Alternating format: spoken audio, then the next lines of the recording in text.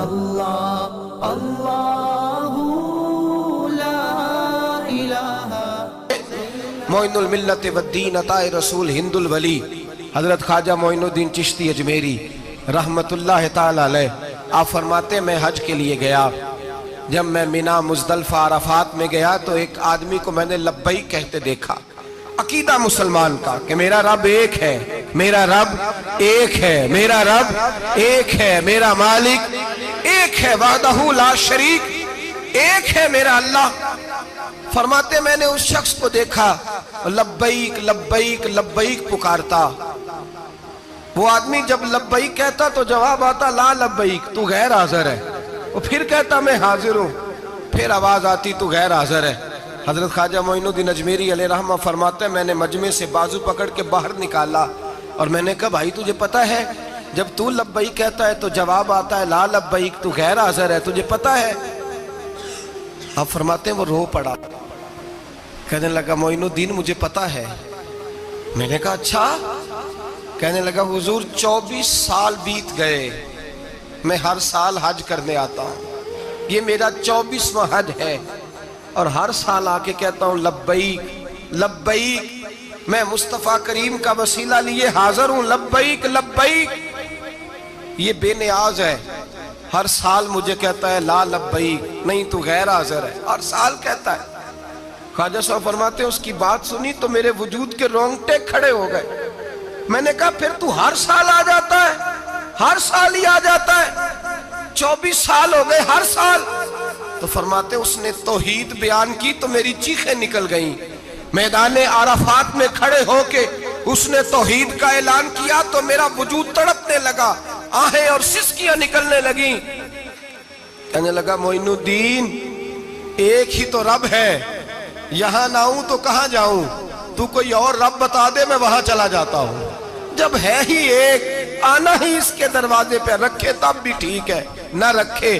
تب بھی اس کی بے نیازی ہے یہی، کہاں جاؤں، کس کے دروازے پہ جھکوں، یہی میرا مالک، یہی میرا خالق، یہی میرا رازق۔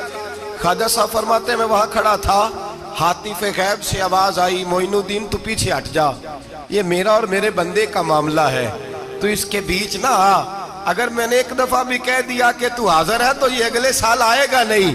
مجھے اس کا آنا پسند ہی بڑا ہے، 24 سال ہو گئے، جس کا بھی حج قبول فرمایا ہے اس کی لبیک کی برکت سے قبول فرمایا۔ تو بھائی یاد رکھیں اور سمجھیں،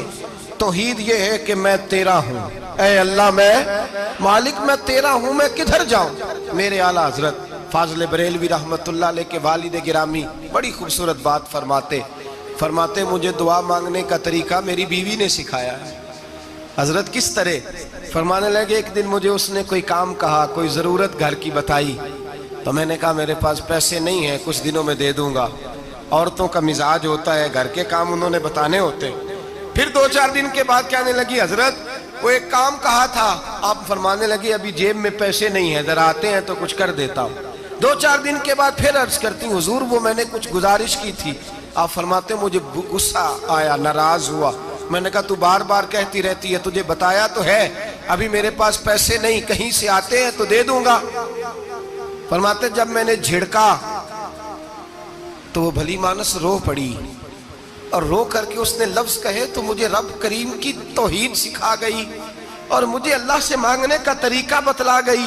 رو کے کہنے لگی حضور آپ ہی تو میرے خامد ہیں، بتائیے آپ سے نہ کہوں تو میں کس سے جا کے کہوں، کون ہے میرا اور میں کس سے جا کے کہوں، کس سے جا کے میں کہوں کہ میرا یہ غم بانٹ دیا جائے۔ آپ فرماتے ہیں اس نے بات کہی تو میں رونے لگا، مجھے کہنے لگی حضور کیا ہوا آپ رو پڑے؟ تو میں نے کہا سمجھ آ گئی ہے، جب میں بھی کہوں گا نا مولا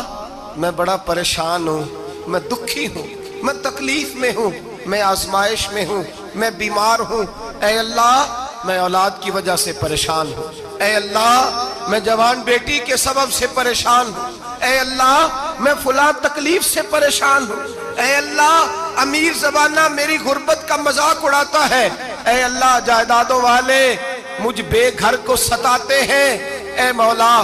زمانے کی تیز دھوپ آ گئی ہے، تو ہی میرا رب ہے، بتا تجھے نہ کہوں تو کس سے کہوں، تیری بارگاہ میں عرض نہ کروں تو کدھر جاؤں، تیرے حضور ناز نہ ہوں تو کہاں جاؤں۔